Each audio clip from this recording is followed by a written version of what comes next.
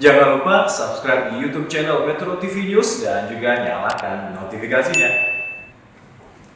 Pemirsa, pengelola Bandara Internasional Yogyakarta mengklaim kebijakan larangan WNA masuk Indonesia tidak akan berpengaruh besar terhadap jumlah penumpang. Alasannya selama pandemi COVID-19, Bandara Internasional Yogyakarta didominasi oleh wisatawan domestik.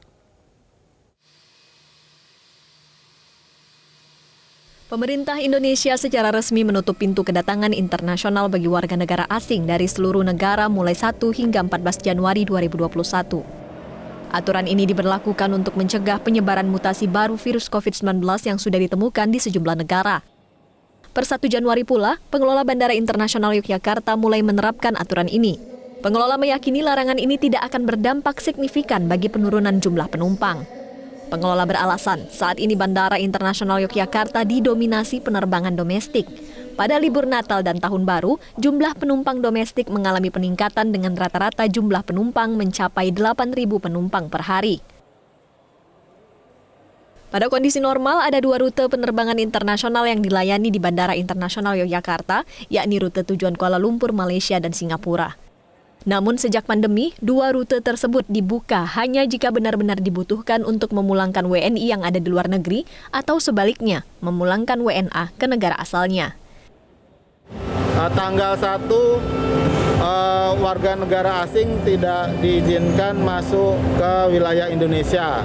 Artinya penerbangan internasional tanggal 1 itu sudah ditutup. Gitu. Untuk warga negara asing siap. Seberapa pengaruhnya Bapak nanti? Kalau sebelumnya kalau sepanjang posko ini hanya 1 ya penerbangan internasional dari Kuala Lumpur, lainnya domestik. Jadi untuk pengaruh di YIA ini memang tidak terlalu signifikan untuk larangan terhadap penerbangan internasional itu. Di sektor pariwisata, Ketua Kamar Dagang dan Industri Sumatera Utara Ivan Batubara menilai kebijakan ini tidak akan berpengaruh besar pada kunjungan wisatawan di Sumatera Utara.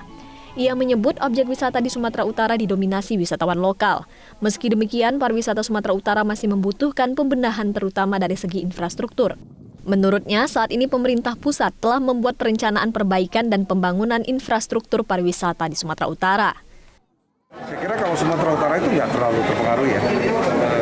Bali mungkin akan lebih jauh penurunannya. Kalau Sumatera Utara itu dari yang kita lihat data yang ada itu wisatawan lokal yang datang untuk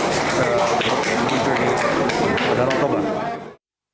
Peraturan larangan WNA masuk Indonesia berlaku bagi semua WNA dari semua negara, kecuali pemegang izin tinggal diplomatik, izin tinggal dinas, serta pemegang kartu izin tinggal terbatas atau KITAS, dan kartu izin tinggal tetap atau KITAP. Kebijakan ini diharapkan dapat mencegah masuknya COVID-19 jenis baru ke Indonesia. Dari Kulon Progo, Yogyakarta, Putut Karangjati, Metro TV.